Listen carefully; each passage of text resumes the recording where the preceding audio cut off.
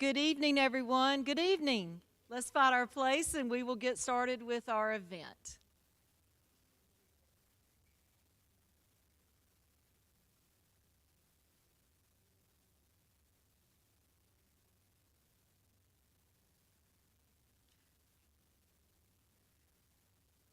My name is Angie Waller. I'm the lead art instructor here at Wayne Community College, and welcome to the Foundation Art and Humanities Lecture Series.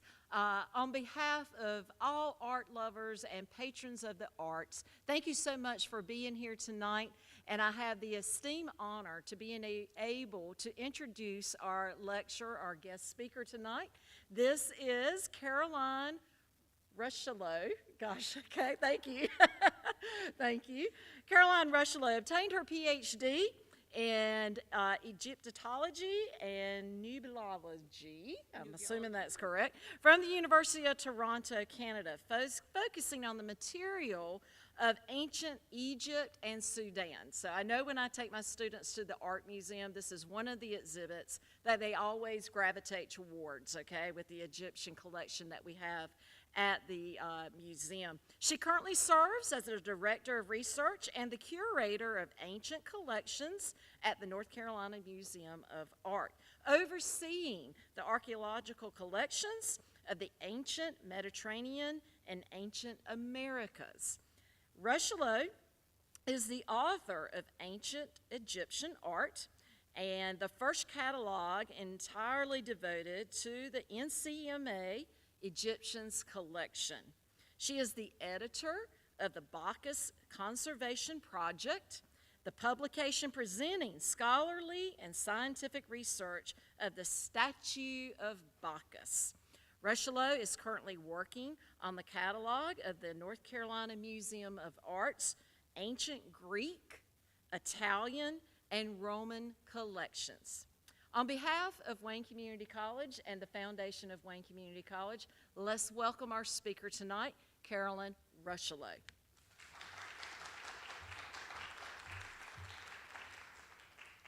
Well, thank you very much for the invitation, first of all. I'm happy to be here to talk about the North Carolina Museum of Art's collection. And also thank you for joining us in person and people online as well. Thank you for signing in, logging in. So today we're going to talk about the collection. And as you will see, the collection is almost this living entity. But we will start at the beginning, the history in a way, but I don't want to call it history because it is ongoing. It's not finished. So really, I'm going to present a series of stories about the museum, about the collection. And we have here the overview of what I will be presenting. The first part will involve a few dates. We need to do this in chronological order.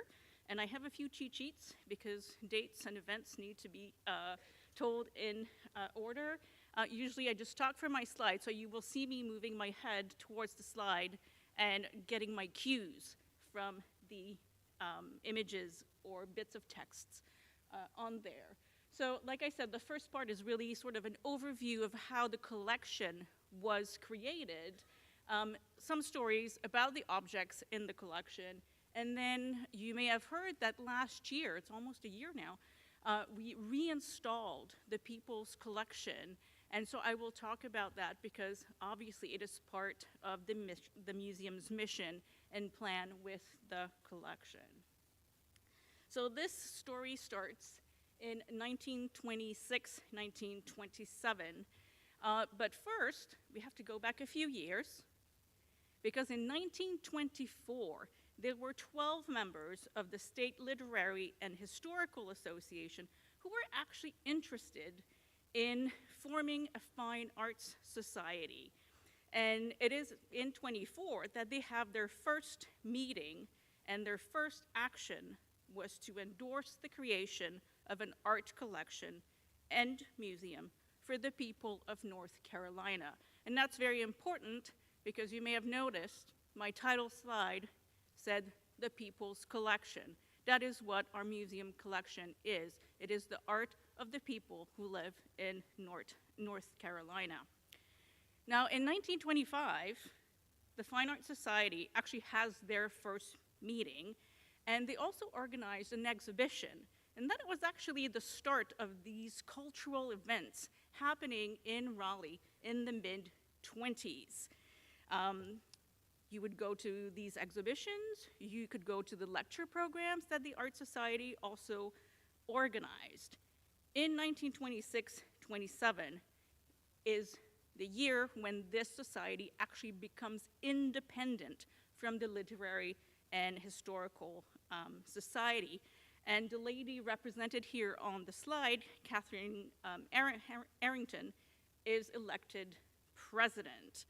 And the primary goal of this society is generating interest for a museum, for art in the triangle. In 1927, it is incorporated, and it is now called the State Art Society. Now, the first gift of art for the collection happened before we even had a museum, but we do have that art society that I just mentioned. And in 1927, Robert Pfeiffer actually wrote a letter to the Art Society, hoping to bequeath his collection to the state of North Carolina, where he was born. And the society promises to find a suitable place for this collection. He actually died a year later, and his collection arrived in Raleigh in 1928. Now, with his bequest, it's not just art that he gave to the museum, he also gave money. And that's very, very important because we actually still use the Pfeiffer Fund today. So this is 1928. So clearly somebody made an endowment, and we can use it still today. But with this bequest, what happens is that now the state had to pass legislature bringing the Art Society under the patronage and control of the state, because it is the State Art Museum, and now there is art for that future museum. So these are paintings that were given by Pfeiffer. A lot of them are still in our collection, and I'm just giving you a sample here. It was an amazing gift to start this collection and this museum. Now, another gift also arrived in 1928, and this came, again, through Catherine Pendleton Arrington from John Gallatley. Now, I was talking with my colleague, Lyle Humphrey, who is actually our curator of basically the history of the collection, and I'm relying greatly on her past PowerPoints where she presented the history of the museum. She was kind enough to share with me. And when she mentioned this name, I was like, I don't know this person.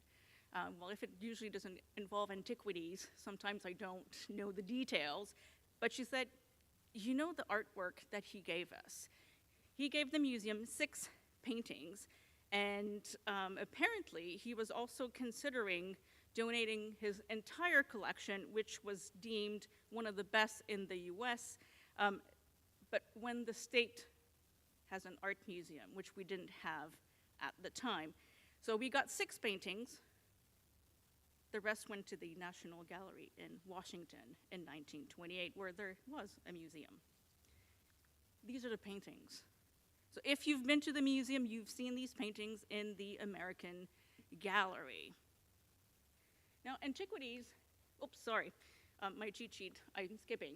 So we don't have a museum, but art is trickling in. So we have to find a space to display this art. And the temporary art museum was in the State Agriculture Building on West Edenton Street in downtown Raleigh. And this made the news because this is very important. The society is trying to create a museum. Art is coming in. We need to find a place for the art that is being received.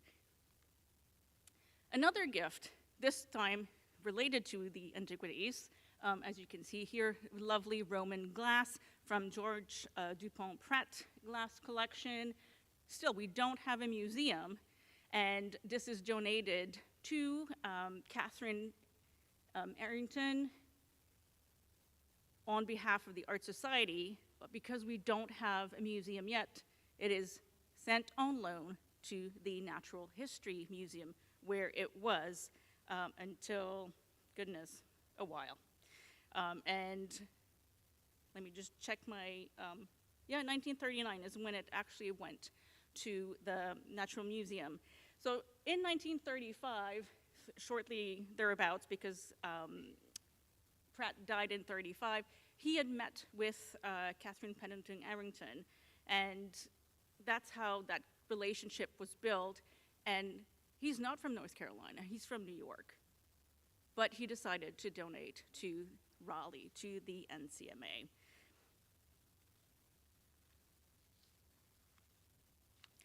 Now in 39 up to 1951, we're still looking for buildings, and here we see an image of the old Supreme Court building on Morgan Street, and the Art Society opens basically an exhibition room in that building in the former Hall of History. They received funding from actually the Federal Art Project of the Works Progress Administration, and this was in exchange for running the Federal Art Center that had been established in Raleigh in 1935. And here we already have students coming through. We still don't have a final resting place for this collection, but already we have students coming through to see what is being displayed. Now, this is probably the date that North Carolinians would remember when related to the history of the museum. It is an extremely important date. We call this date the year of the $1 million art bill. And this is when the General Assembly passed a bill agreeing to make an appropriation of $1 million to the State Art Society to buy art for the new museum.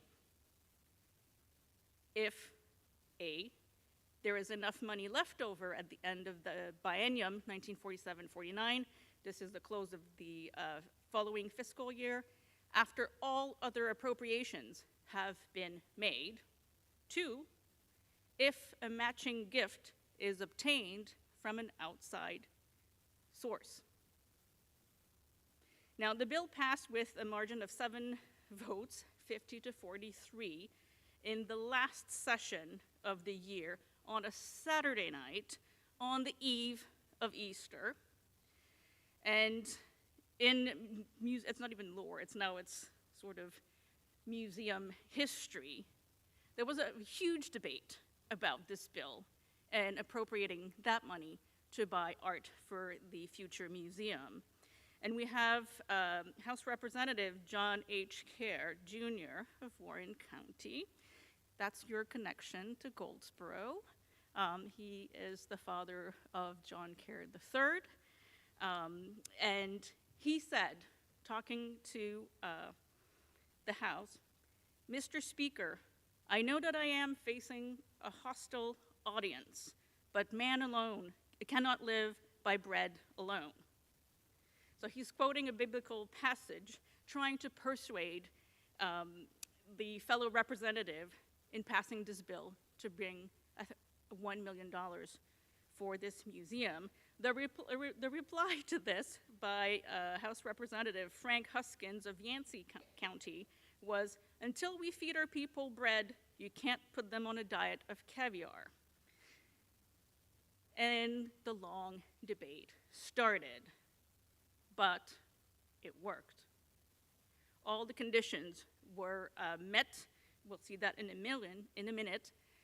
But just to tell you what $1 million was in 1947, and I have here as of October 21, it is $12,629,633.70. So that's basically $13 million in today's money that the state appropriated from the budget to buy art for the art museum. Now, to meet that requirement, the Art Society needed to find people who either had money or art to meet the requirement I just mentioned.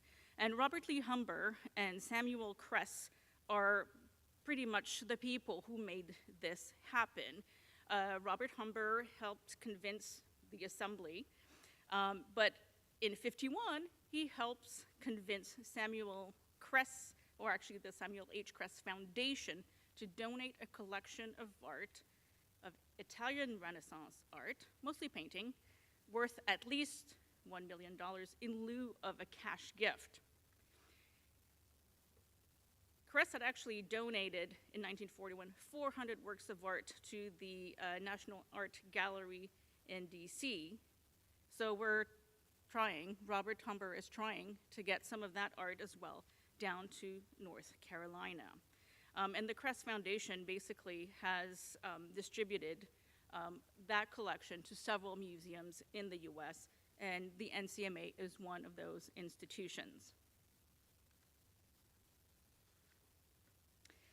Now, because we have that money, the state assigns a group of people the task of finding those works of art, spending that money, that $1 million. And here we have the board of directors of the State Art Society meeting. And among these, 5 people are assigned to this task. Kate Harrington, Robert Humber, Carl Hamilton, who is a New York art dealer and specialist in Italian art. Also Edwin Gill, who is the state treasurer, the one with the purse. And Clemens Summer, who is a professor of modern art at Chapel Hill. But really, it is Humber and Hamilton who are responsible for spending all that money, plus $300,000 that have come through from the Pfeiffer Endowment from 1928. That's finally generating money that can be used for the purchase of art. So art is being purchased for the museum, the future museum, and this is the distribution from the various countries or geographic areas. American art, Dutch, Flemish, Italian, Spanish, British, French, German. So mostly European art and some American in the European tradition. One of the very few modern paintings is represented here. Pretty much else is typical historical Italian Renaissance, Dutch masters, and that sort of thing. So just a few examples of the works of art that were purchased with that money, and you still see those in our collection, in our buildings today.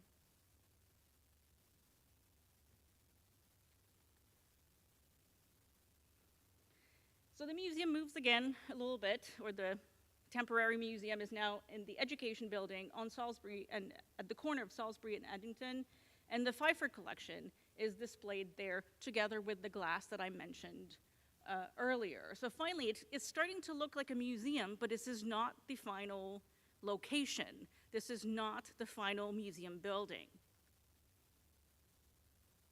That doesn't happen until a little bit later. Just FYI, the Art Society, or the State Art Gallery, is renamed North Carolina Museum of Art in 1952. I know dates are really boring. I'm going to prow through those and get you to the fun part of the lecture. Now we're moving to the old State Highway Commission building that's handed over in 1953. And we have here Valentina, who was our first director, Humber and Hamilton, Governor Hodges, Aaron Gill, basically the guys in suit who are in charge of spending that money and installing that collection. That's the NCMA at 107 East Morgan Street.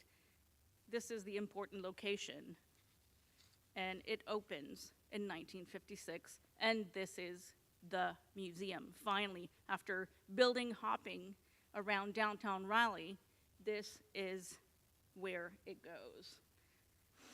So the collection is installed And in 56, they cut the ribbon, and everybody can come and enjoy what has been accomplished since 1928. The collections that I mentioned, the galleries, finally, they have their own home in on Morgan Street on April 1st, 1956, and it was not a joke. This was the final resting place for the museum until 1982.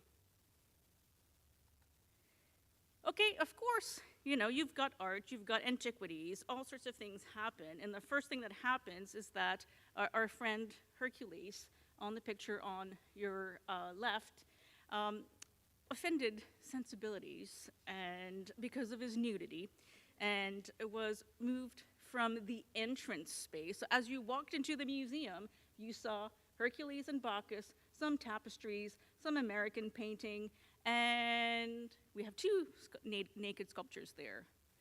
Bacchus stays, but Hercules moves up to the third floor. I don't know, there's something special about Bacchus. And Hercules is replaced with a statue of Canova, by Canova, of George Washington.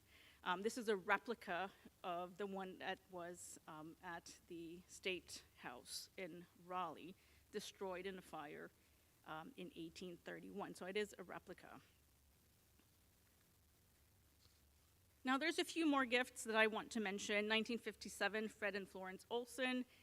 Now, antiquities start coming in, and we're not talking just small, tiny pieces of glass. We're talking 100 objects that were part of this gift, which led to the opening of new galleries in this new building on Morgan Street.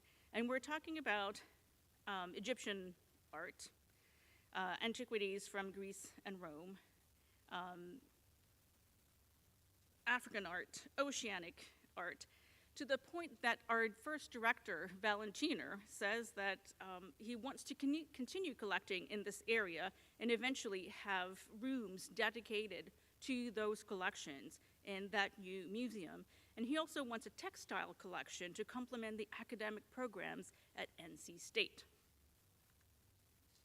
So just a few examples of those gifts. And again, you will see a lot of these in our collections still today. Modern art, with the exception of that one work of art that we saw earlier, finally comes also in 57, this time through Valentiner, our first director, who was collecting German Expressionism, modern art, and he donated several pieces to the museum to get that ball rolling, because he also persuaded some of his friends to donate to the museum as well. So you see this here, and I've just given you, for example, names, but if they don't tie into Greensboro, that might be lost on you. But important people that were known by our director, friends of his, collectors, start giving in that area of the collection as well. The Cress gift finally arrives in 5961, and that's also extremely important, and I'm telling you, they're going to see a lot of little paintings on the next slide. Lots of little paintings. And some of the South Italian works of art, the gold ground works of art, the ones that you see on the gold background, the National Gallery wasn't really interested in those. Their director was like, whatever. So we ended up with them. And that makes the NCMA probably the best museum in the US for early Italian art. So one man's, we're not going to say the garbage word, but another museum's treasure, basically. But every institution has different collecting interest, and people were not really interested in early Italian gold ground works of art, for example, and we said, we'll take them, and now it's one of our treasures at the museum. More, because there was more than that as well. So the Cress collection was basically a fantastic gift going beyond what we had before. Now, Willem Valentiner also, after he passed, in his will, left us some works of art as well, continuing that collecting of modern art. And we have examples here as well, things that you will see in our galleries if you come to the museum. So it just keeps on going and going. In the 70s, suddenly the world explodes. We have a whole lot more cultures being represented in our collection thanks to the James G. Haynes Memorial Fund and Lee and Donna Bronson. And we have Oceanic, Ancient Americas, Egyptian, Classical, you name it. If it's not European, if it's not modern American, it's in those collections. And that is fantastic because the Haynes family, their goal was to bring the world to the school children of North Carolina.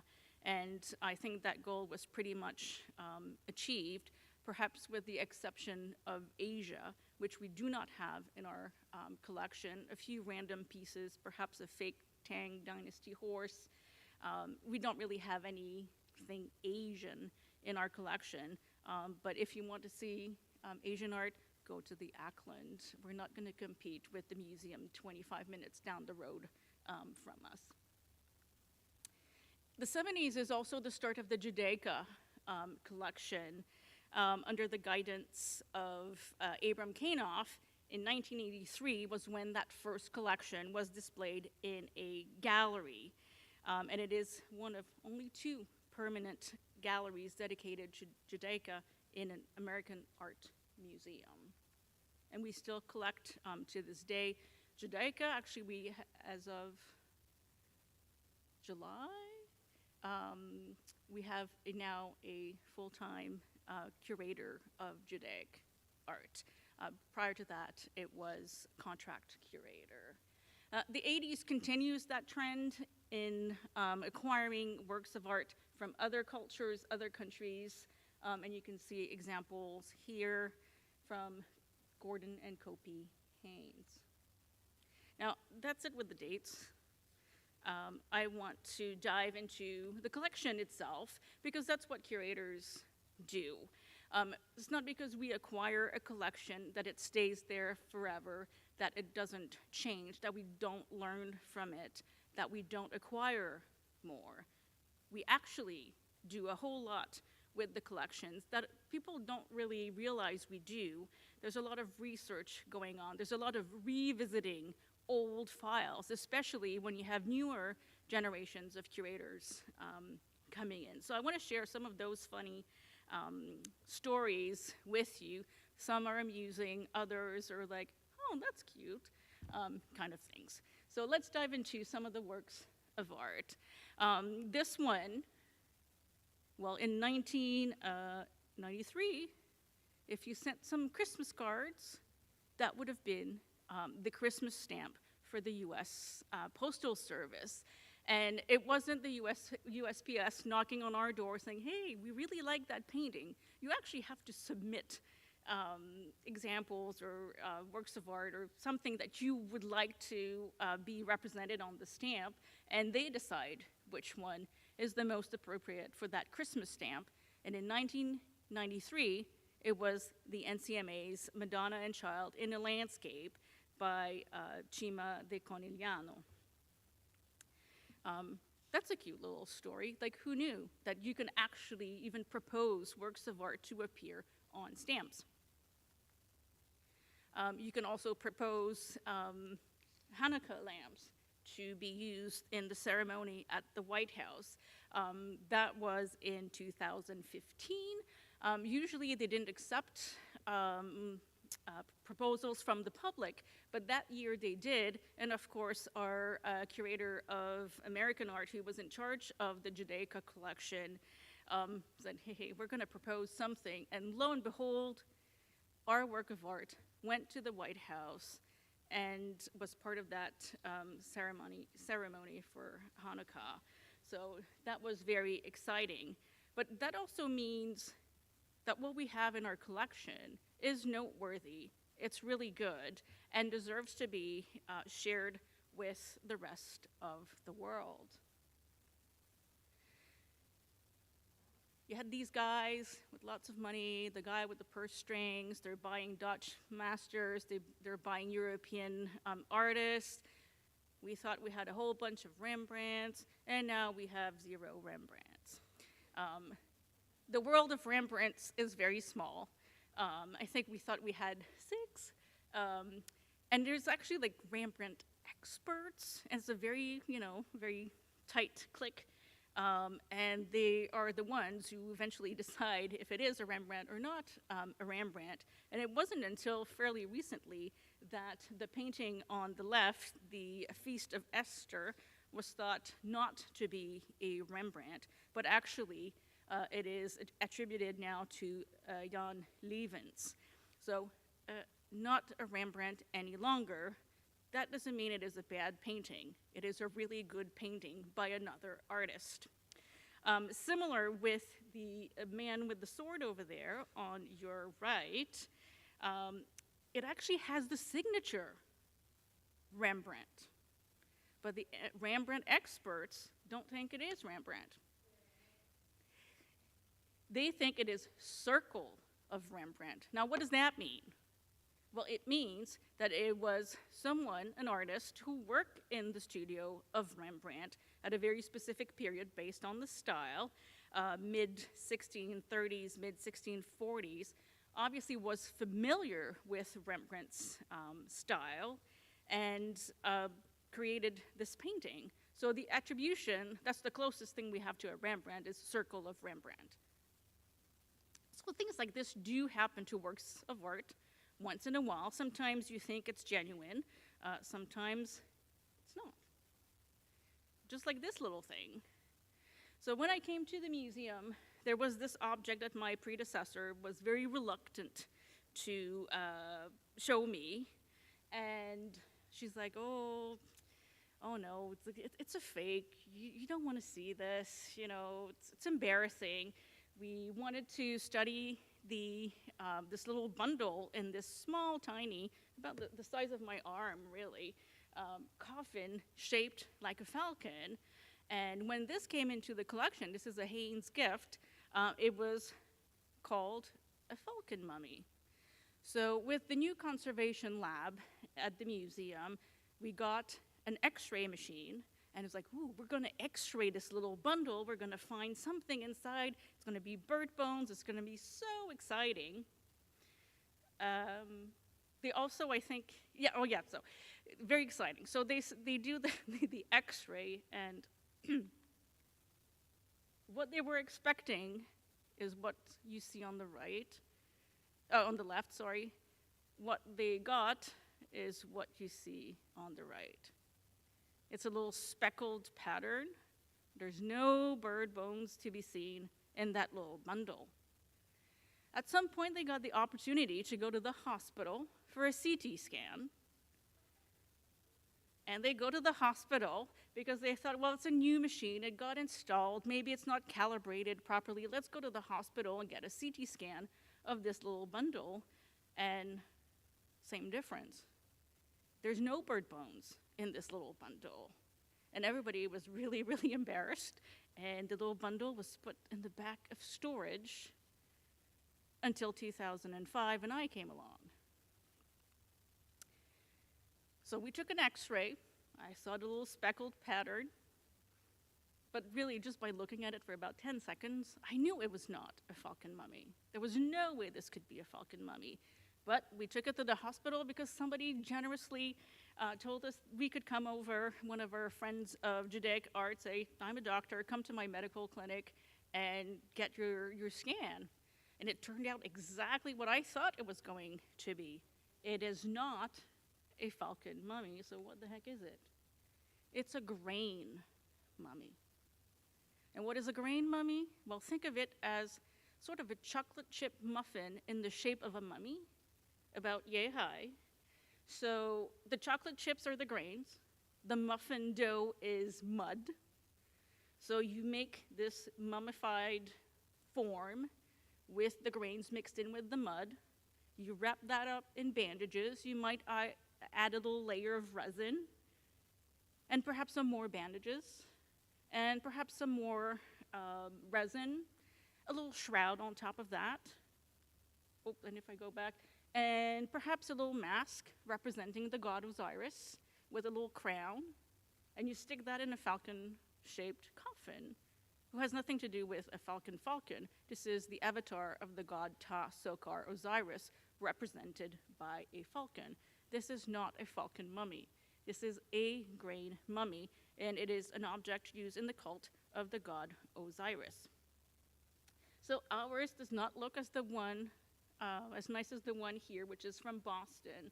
And the picture where you see the broken grain mummy is actually from the Met in New York, where there is a broken one. That allows you to see what's inside and really figure out why there's a speckled pattern on that x-ray or that CAT scan. It's really the grains inside the mud.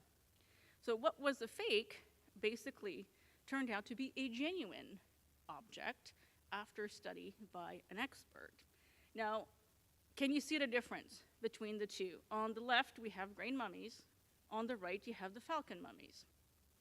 Take a look at the bandages.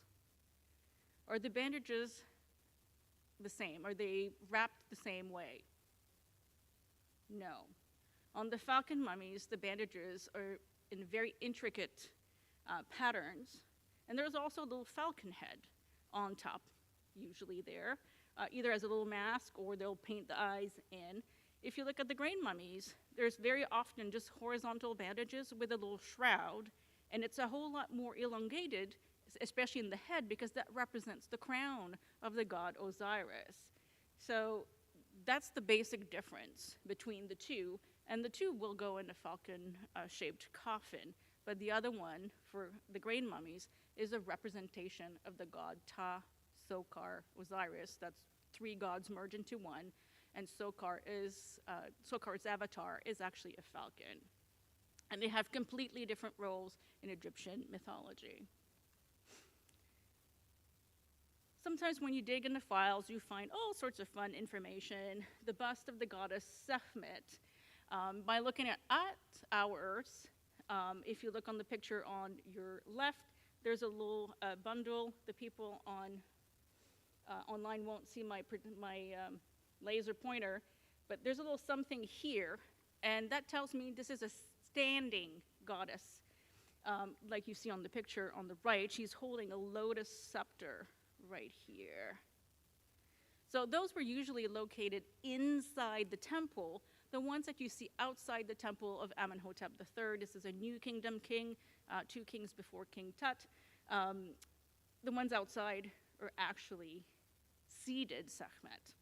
But ours also was outside at some point as part of a garden bench in a house in Cornwall, Trewithen House, and you can see the 2 Sekhmets there. One of them is ours, and it was just there to form a bench in that big manor in their garden. So antiquities do have an afterlife, usually before they come to the museum, as all sorts of garden decorations.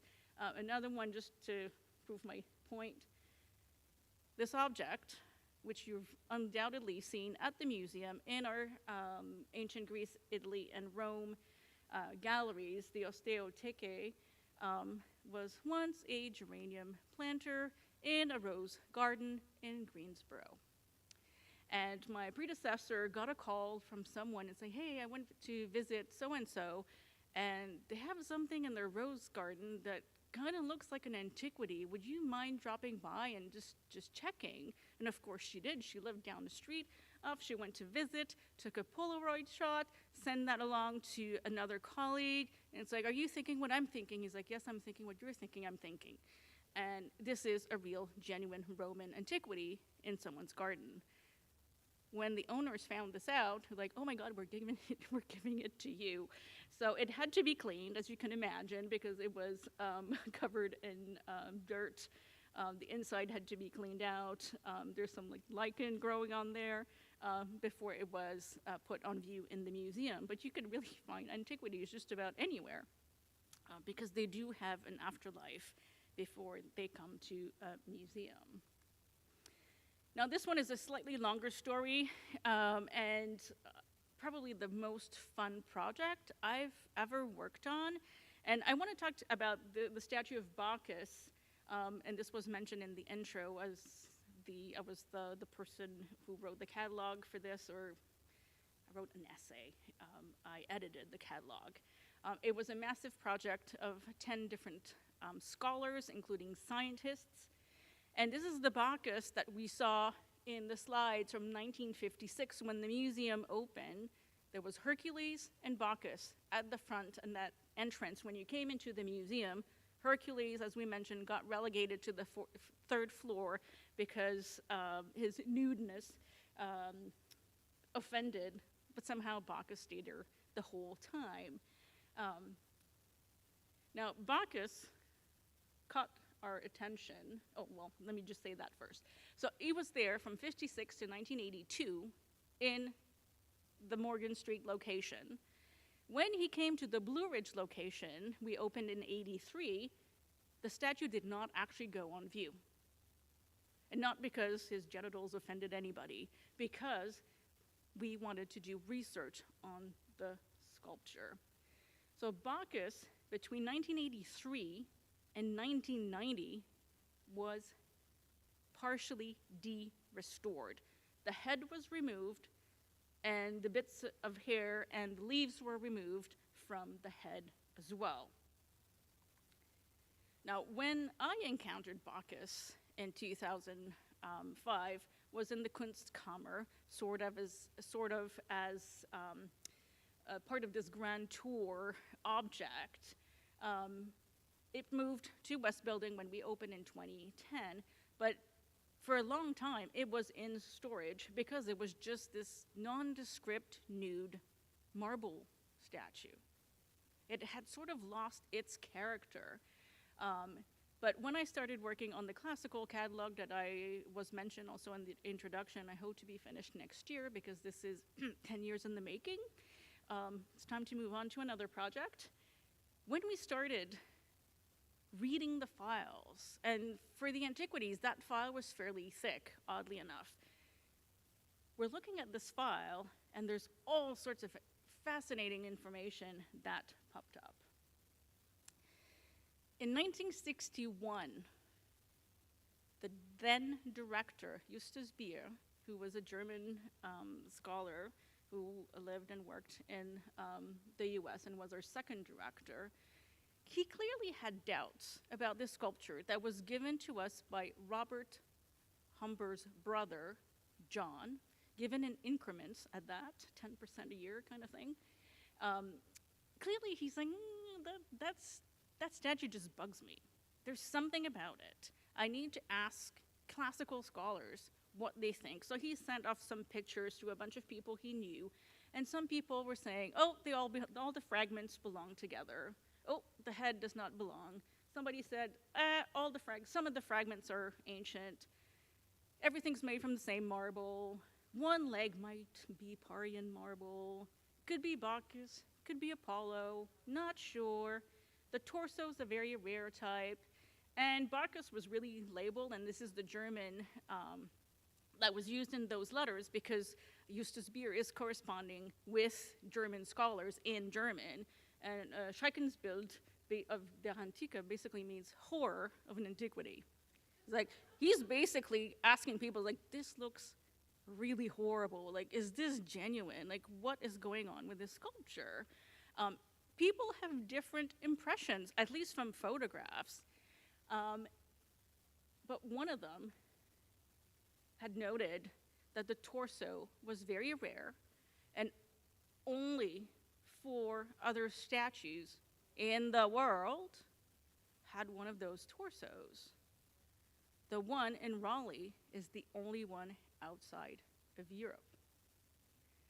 And this scholar recommended that the statue be taken apart for that torso to be exhibited separately because it was a genuine antiquity, just like the head, which was also a genuine antiquity, but from a different sculpture.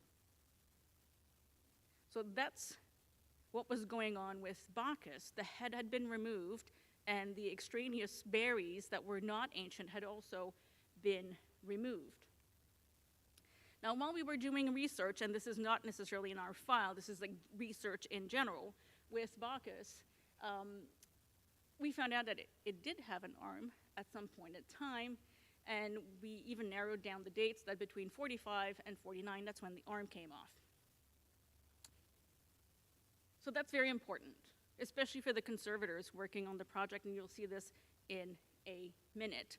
So the goal of the project, when we devised the project, was to continue what had been started, the de-restoration of the statue, to display the torso by itself, the head by itself, but because we had found all these images where Bacchus had an arm, and we also discovered, if I just go back, the image here on the left told us that this statue was actually at the Palazzo Altemps in Rome. This is a museum from a private collection, at least in 1836, 37, if not earlier. So that history, for those of us working on the art historical side of that project, that history was important to us. And what we wanted to do is recreate the statue using the remaining limbs and have the torso, the head, and sort of a new replica.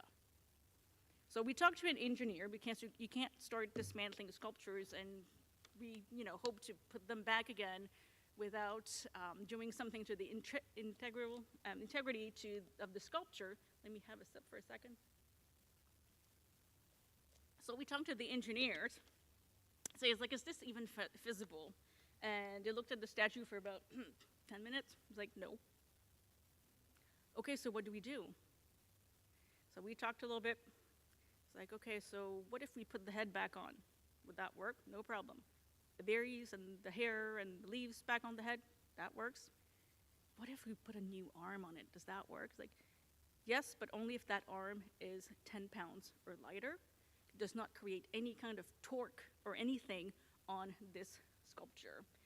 So what had started as a de-restoration project became a re-restoration project, and this is published in the pages of the Bacchus catalog. So we want to put a new arm, so we contacted an artist, and he's like, yes, I can do this. He had worked, basically made portraits. He was an expert of the human form, if you will. He also did wonderful copies, both sculptural and painting. And he's like, I need a model, though. It's easier if you work from a model. And he's like, I'll get back to you. So he threw a few ideas at us, or we threw a few ideas at him. He's like, He's like, I need a basketball player. Your statue is 6'7". I need someone who's about that tall. Like, he looked at the rosters in the state and picked White Walker, then number 33 at NC State, who was actually a transfer student. And we contacted him and saying, you've been selected to be the model for this sculpture project. And of course, he thought he was being punked and that his teammates were joking. And no, we weren't joking. He told his mom, like, I just got this weird letter from the museum. And his mom said, you do this, kid, you do this. So finally, we got the response, like, okay, yes, I'm gonna do this. So we worked with the engineer who positioned his arm in the right place to prevent any kind of undue forces on this new creation. So this is Larry Hayda, who is the artist who created this arm, did the scan, and then we have mini Bacchus on the right there, and then we've got the big arm, and da-da-da. Now, the only reason this was possible is because we knew that the statue had an arm. There were existing holes that we could use to secure the arm. This is a mechanical joint. You can remove a screw and pluck the arm right off. And good thing too, because Bacchus doesn't go in the hallways anymore. He can't go through doors. We have to remove the arm to move him around now. But that is how Bacchus got his new arm, because it was based on a real image of the same sculpture prior. So big, huge conservation project. I'm an Egyptologist, not a classical scholar, and this is probably the best project I've ever worked on. Thanks to IMLS and Bank of America, we had funding to do this, so things are so much easier when you have funding. Last story about some works of art before we dive into the last part. Sometimes discoveries come to us. And I was talking with one of my colleagues today, and she gave me the rundown on this, because for the reinstallation that I'll talk about in a minute, we're presenting news stories, and she's like, I found some information about this work of art. For the longest time, we thought that the person represented was the artist's Primrose McPherson Pascal, North Carolina native. We thought that the sitter was her maid and her child. That is the information that had come down to us with the painting when it was accessioned in 1948. So this came to the museum before there even was a museum. And suddenly, my colleague, Maya Brooks, gets a call from a friend saying, I have a friend who wants to talk to you because their grandmother is represented in a painting that you have at the museum. And Maya was intrigued. She was like, well, yeah, sure, I want to meet them. Like, which painting is it? And it is this very painting. And the family came over. It's like, this is my grandma. And she was not a maid in Primrose Pascal's household. Her sister was a maid, but not the sitter. The sitter is actually a nursing school student at North Carolina A&T State University. Her name is Evelyn Leverson Davis. She just happened to one day go help her sister Dorothy at the mansion. Dorothy was the maid. And she was asked to pose for this painting, and the little girl is not her daughter. She had a son at that time. So this is a family friend who had a daughter, and it's like, yes, well, we'll make a fabulous painting with these two wonderful sitters. And this is information that came to us. We were certain that the history, that the story that we were told at the beginning was the real story, but it wasn't. So it actually was fascinating, and then we updated, obviously, our files and our labels. Now, these are the kinds of stories that we do want to include in the reinstallation, and I'll go quickly through this section. I realize there's a lot of slides. That reinstallation that I mentioned early, we did last year. It's almost a year now. And why did we do this? Well, really, it's because we want the people's collection to reflect the people in the state. We want people to be able to come to our campus and see themselves reflected, see themselves seen, and have artists that belong to the same culture, the same everything, basically, in our collection. Artists we didn't collect before that we should have been collecting for these years, these decades that I just mentioned. We need to get out of that Eurocentric North American view and embrace all the artists in the world, if you will, and help people reflect and become more empathetic to people like us who might not look like us. But we're all humans, and that's what I like to say with the antiquities. You know, you see all sorts of things happening in different cultures that are very, very similar, but they're worlds apart. It's like, yeah, but we're all human. We all think the same, and we all deserve the same recognition. So that was the reasoning behind this reinstallation at the museum. We're changing things, including things, rethinking things, offering new things, and moving in a new direction. So just to give you an example, how you take an old gallery where the themes were things like red figureware, black figureware, ceramic, early Greek, Roman glass. What does that mean to someone who is not an expert in this field? Absolutely nothing. How can you make a collection connect with visitors when you're not connecting on that same level. Here we're just connecting with other scholars. So these galleries now have way more interesting themes like food and drink, light and fragrance in the home, lives of women, lots of fun things. And these themes also connect to other collections in the museum as well, so you can make cross-cultural connections. So we're changing the way we're displaying the art. We're including artifacts that were, or artists underrepresented in our collections. We found this in storage, like, hello, right here. We've had this in 1978, since Morgan Street. Why is this not on view? Well, now it is. Marie Martinez and Julian Martinez were this powerful combo of artists. She created the pots, he did the decoration, but these are Native American artists. They deserve to be represented in our buildings, and that was actually in storage. Can you imagine? Sometimes it takes a new generation of curator to go through the storage space and go, ooh, we have this? What, we have this? And then suddenly it pops up on the wall or in a case in the museum. We acquired this, and if you just, I forgot to mention, but if you look at the dog tag is what we call it, usually the number that's represented there is the year that it was accessioned or gifted into the collection. So last year we acquired a work by a woman artist representing women artists. Very, very few women in our European collection. I think we have only 2.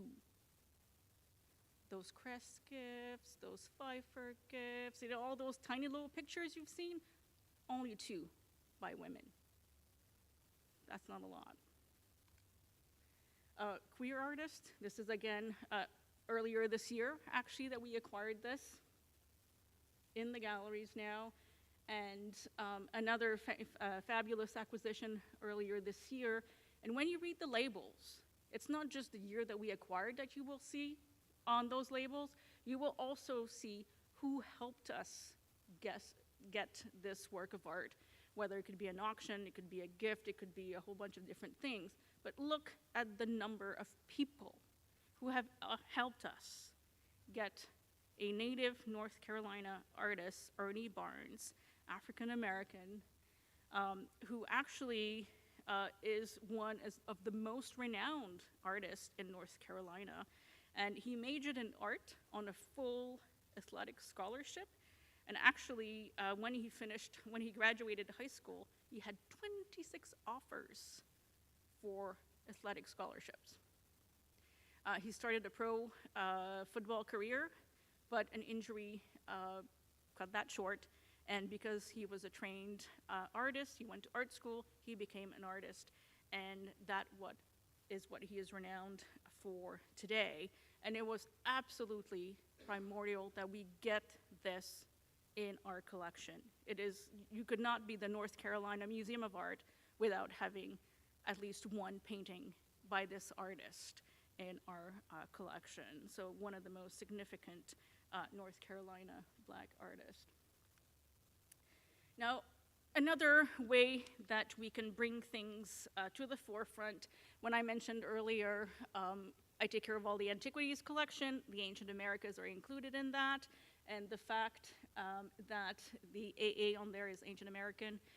That little gallery was located behind the bathrooms next to AE, ancient Egypt, GIR, ancient Greece, Italy, and Rome. All the antiquities were segregated in their own little corner, with ancient America getting the worst of the 3 rooms there. And that, I have to admit, kind of irked me. And I needed to find a way, as we're exploring this new reinstallation, to change that.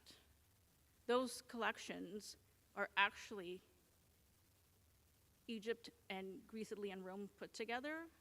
Ancient Americas is bigger. So why does it have the smallest space? So I wanted to create some equity space-wise for all the antiquities. And there were a lot of discussions because you have to work with the building that you're given, and how can you make that happen? Well, we decided to go for continental groupings, and I was very hesitant to propose this because we're trying to get outside those boxes. But in our case, in our building, that actually was the most logical way to do this, because it meant that ancient American could be with American, ancient Egypt could be with Africa, and ancient Greece, Italy, and Rome with Europe. Just a few examples. 3 bays of room for ancient Americas now. This is remarkable, long in the making.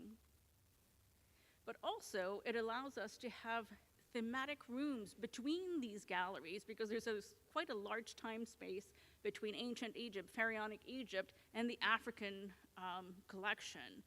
So we have interpretive spaces. Same thing with the ancient American. We don't have any colonial art at all. It's pre or it's US, basically, art.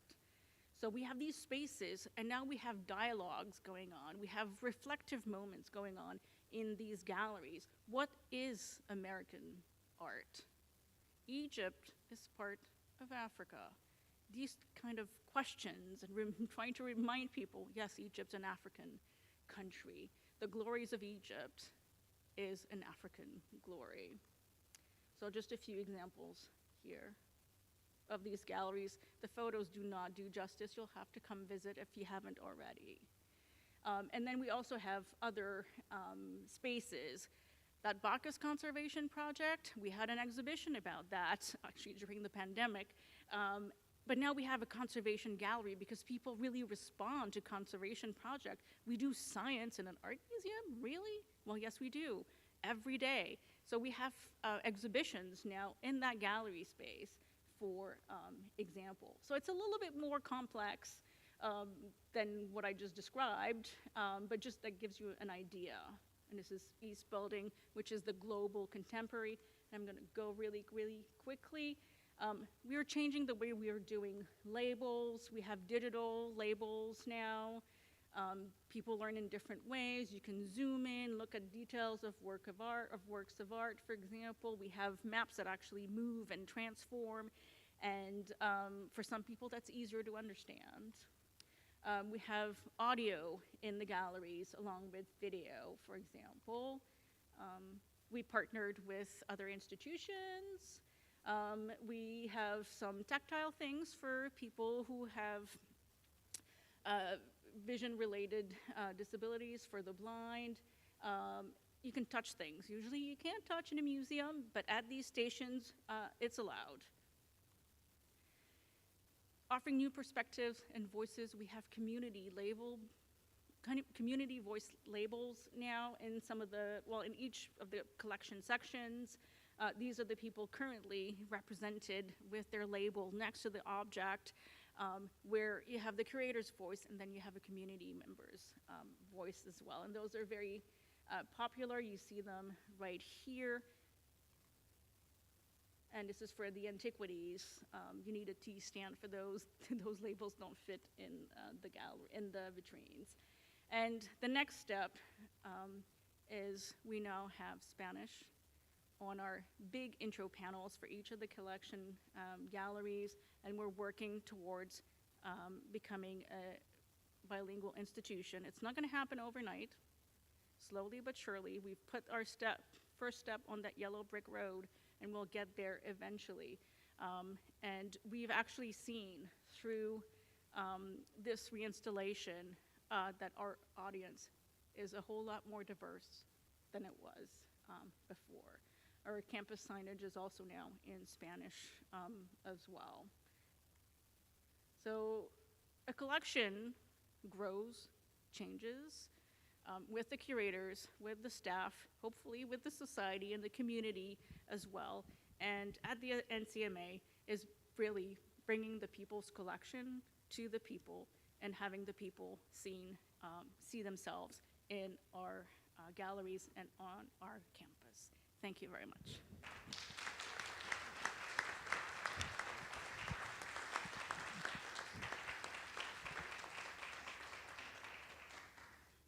Thank you, Caroline. That's a lot of information in a short amount of time, so we appreciate that. We have time for just a couple of questions or comments if anybody has anything.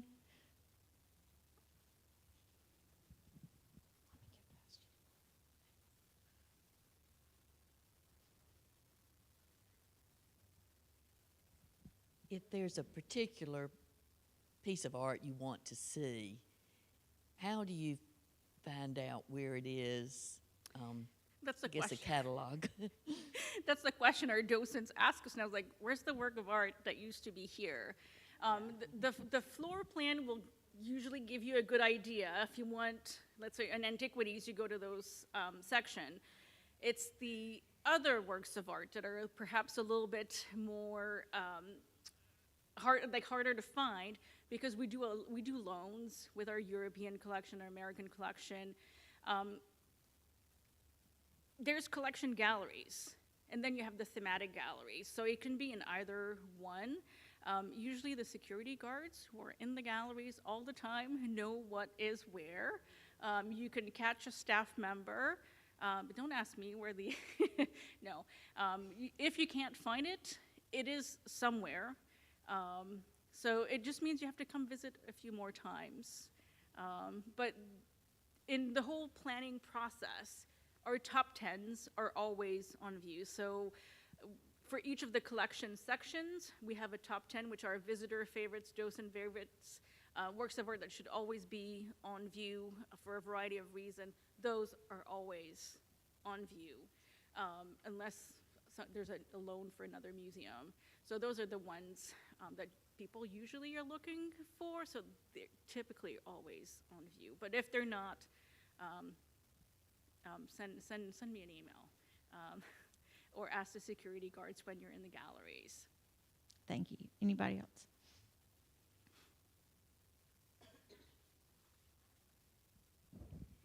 Is there a biography of Pfeiffer? Can you tell us a little bit more about him? Because I noticed he's an itinerant traveler, but where did he get the money to make this collection, buy these works of art? Pfeiffer, I think I put it on the slide what his interests was. He actually studied art, so he was a businessman to start with and didn't like that, switched to arts. I think also for his own, personal health, it was better for him to transition into something a little bit less stressful from my reading.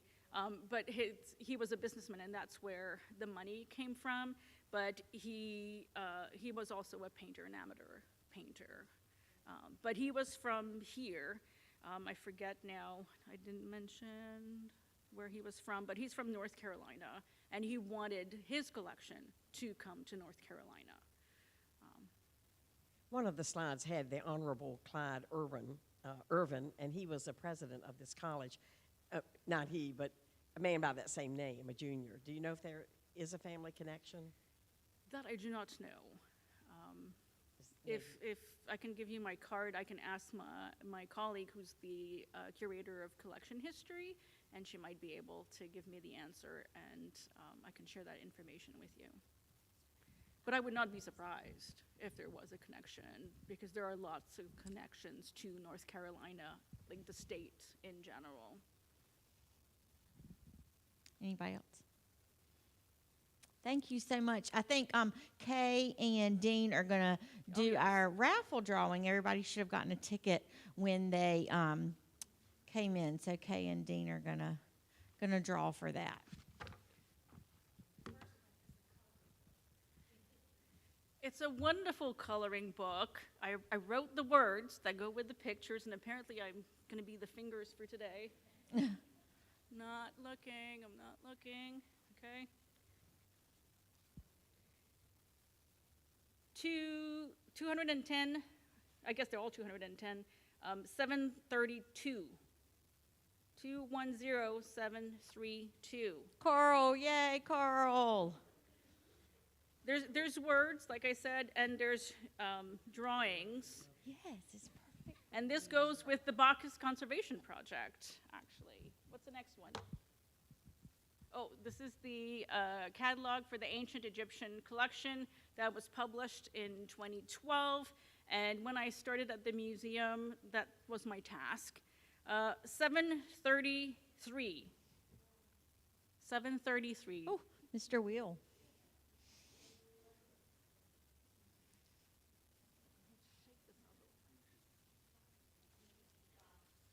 And this is Bacchus coming up. Thank you, sir. 727. 727. 200. Yay, one of our students. That's wonderful. Well, congratulations to the winners. And thank you for bringing those. Caroline brought those to of us, so we course. appreciate little gifts, little fun little gifts like that. Thank y'all so much for coming. Come back next week, same time, same place.